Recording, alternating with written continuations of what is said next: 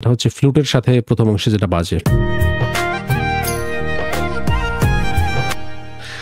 এইটা। তারপরে দেন ফ্লুটটা যখন শেষ হয়, যখন ভোকালটা আসে, তখন কিন্তু ভোকালের প্রথম পার্টে কোনো বিট থাকে না, এখানে শুধুমাত্র একটা শেকার চলতে থাকে, ঠিক আছে? জাস্ট এইটা।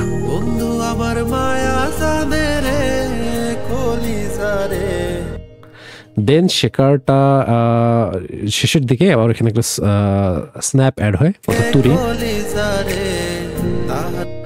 তারপরে আমাদের মেইন যে পার্টটা আছে, এখানে আবার কিকের প্যাটার্ন কিন্তু আলাদা। এখানে কিক হচ্ছে